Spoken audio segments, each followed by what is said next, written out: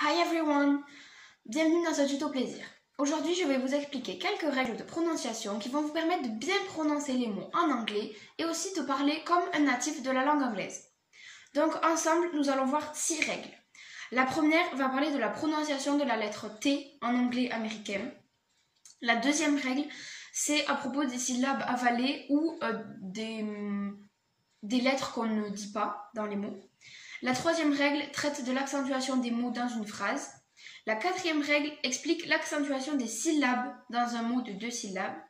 La cinquième règle traite des changements de voyelles en fonction des syllabes qui sont accentuées dans un mot. Et la sixième et dernière règle va donner diverses astuces qui vont permettre de mieux prononcer les mots. Donc, la première règle parle de la prononciation de la lettre T en anglais américain.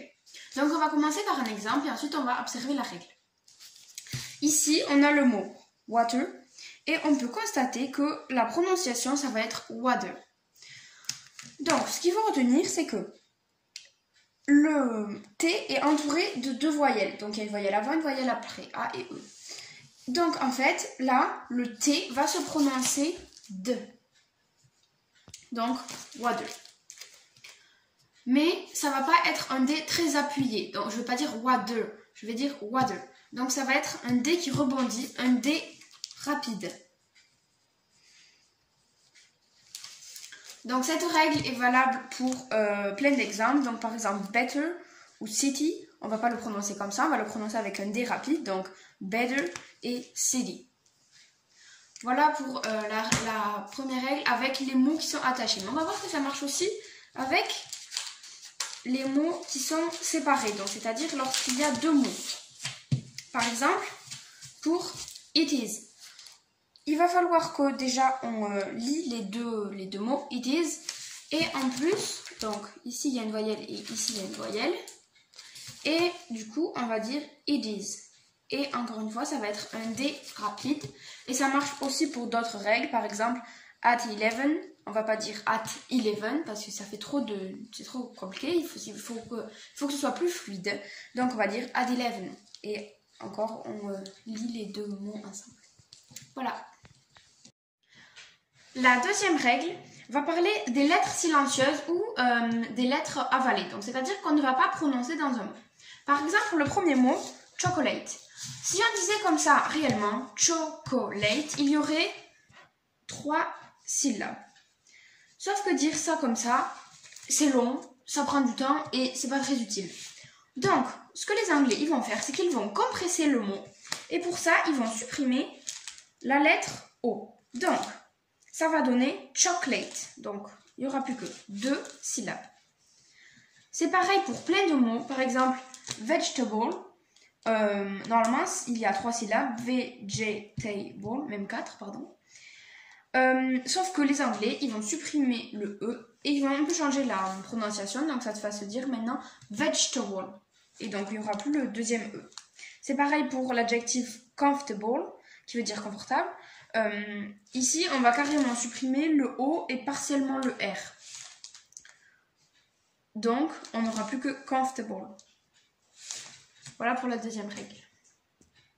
La troisième règle qu'on va voir, c'est sur les stress words, c'est-à-dire les mots accentués dans une phrase. Donc, stress, ça veut dire accentué.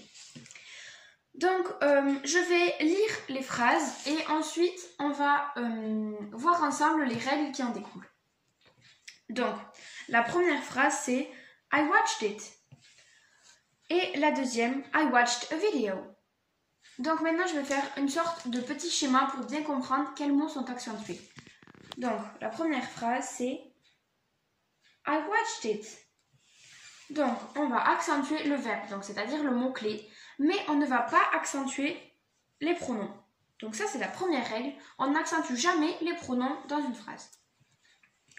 La deuxième règle, la deuxième phrase, donc le deuxième exemple, I watched a video. On peut constater que dans ma phrase, ça fait I watched a video, comme ceci. Donc, je vais accentuer les 2 mots-clés, donc c'est-à-dire le verbe et le nom. Et je vais accentuer un peu plus le deuxième mot-clé que le premier. Donc, I watched a video. Voilà. Ensuite, le troisième exemple, donc la troisième règle, I watched a good video. Et la quatrième, I watched a video with him. Donc, ce que j'ai fait ici, c'est que j'ai dit I watched a good video. Donc en fait, j'ai accentué tous les mots-clés, c'est-à-dire watch, good et video. Sauf que j'ai accentué un peu moins l'adjectif que le nom. Donc ça, c'est la troisième règle. On accentue plus le nom que l'adjectif. Mais on accentue quand même un petit peu l'adjectif. Et pour la quatrième phrase, j'ai dit I watched a video with him. C'est-à-dire que je n'ai pas accentué le with him parce que him est une préposition et qu'on n'accentue jamais les prépositions. Donc voilà pour ça. Je vais faire maintenant un petit récapitulatif parce que là on a beaucoup d'exemples, donc beaucoup de règles pour l'accentuation des mots. Donc le récap. La première règle donc qu'on a vue avec la phrase I watched it, c'est qu'on n'accentue pas les pronoms. La deuxième règle, c'est qu'on accentue les mots-clés, donc tous les mots-clés, mais qu'on accentue un peu plus le deuxième que le premier, donc avec I watched a video. La troisième règle, c'est qu'on accentue plus les noms que les adjectifs. Donc par exemple avec I watched a good video, mais ça marche aussi avec I watched an interesting video ou I watched... voilà, donc ça marche avec n'importe quel adjectif. Et enfin, la quatrième règle, c'est qu'on n'accentue pas les prépositions. Donc, I watched a video with him. On n'accentue pas les prépositions. Voilà pour la troisième règle. La quatrième règle, on va voir l'accentuation des syllabes dans un mot de 2 syllabes. Donc ici, j'ai classé des mots qui vont faire d'exemple.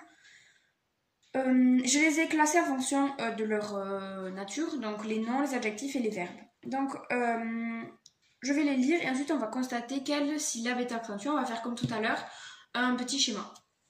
Donc, China, table, happy, clever, export, decide. Donc, qu'est-ce que j'ai fait? Ici, j'ai dit China, comme ceci. China, table. Ici, c'est la même chose. Donc, on accentue aussi la première syllabe. Donc, j'ai dit happy,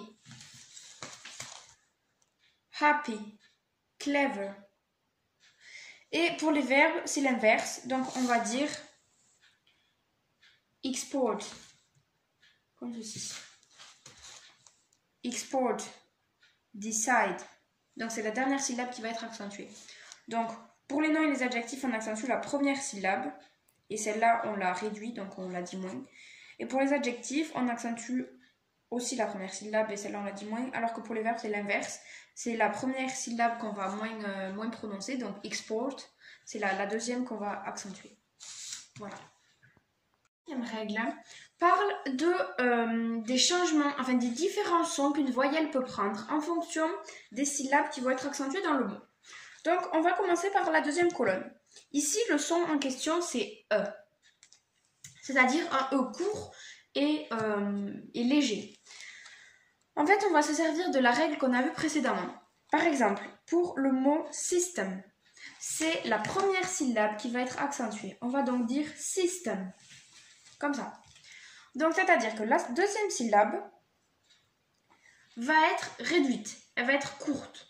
Donc, on va se servir de cette voyelle, E.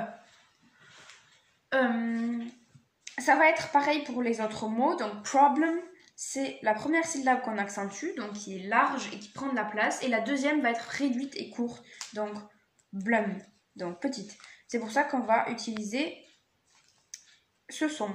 Et pour Finland, c'est pareil. Fin, hop là, va être la syllabe accentuée et land va être réduite et courte. Donc, c'est la même règle pour tous ces exemples. On va donc utiliser le son E. Ici, on va utiliser le son E. Donc, par exemple, man ou land. Parce qu'ici, les mots n'ont qu'une seule syllabe. Donc, il n'y a pas à choisir entre celle qui est accentuée et celle qui ne l'est pas. Voilà, du coup, on peut utiliser une syllabe un son qui prend de la place, qui est long et grand, quoi. Donc, and. Donc, par exemple, men ou land. Voilà pour la 5e règle. Pour la 6e règle, je vais vous présenter quelques petits tips pour mieux prononcer. Le premier parle des connect words. C'est-à-dire, on va prendre le premier exemple. Black coffee.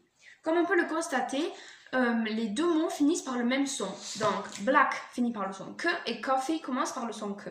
Donc, plutôt que de dire les deux, ce qui serait long et qui prenait du temps en bouche, ce serait black coffee, ça prenait du temps. Donc en fait, ce qu'on va faire, c'est qu'on va les superposer. On va dire black coffee. On va, en quelque sorte, supprimer le que de black et on va garder plus que celui de coffee. Donc ça va donner black coffee. Pour le deuxième exemple, on va faire pareil, sauf que on a what do you do. Sauf que le son te et le son de, c'est pas tout à fait les mêmes. Donc, en fait, on va quand même faire pareil. On va pas se poser de questions. On va faire what do you do. On va les superposer. Donc, c'est-à-dire en quelque sorte supprimer ce te et ne garder plus que what do you do. Pour la dernière règle, on a un rappel également à la première règle qu'on a vue, c'est-à-dire la prononciation du te. On peut constater qu'ici, c'est entouré de voyelles. Donc, on va déjà lier tous ces mots ensemble, donc not at all, et en plus on va prononcer de, comme on a vu dans la première règle, donc ça donne not at all.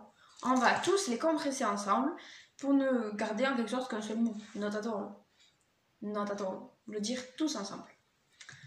Voilà pour ça. Pour cette dernière règle, je vais vous expliquer comment ne pas prononcer exactement toutes les consonnes en anglais, sinon ce serait trop compliqué et je vais vous donner des astuces pour dire des mots qui vont les remplacer en quelque sorte. Par exemple, pour le mot country. Ici, on ne va pas dire le T et le R exactement tr, sinon ce serait trop compliqué. Donc, ce que les Anglais ici se sont dit, c'est qu'on va le dire ch. Donc, on va dire country. Et on va dire ça, le tree, comme l'arbre. Donc, country. Pour le mot 100, ils ont pris une astuce similaire. Donc, on va pas dire DR, donc dr, sinon ce serait trop compliqué, mais on va dire 100, comme s'il y avait un J, 100. Et enfin, pour le mot did you, on va pas dire did you, ce serait encore une fois trop long, on va dire did you. On va les lier ensemble et mettre le son J, did you. Voilà, c'est la fin de ce tuto plaisir. Merci à tous de l'avoir regardé et bon courage pour appliquer toutes ces règles de prononciation. Au revoir.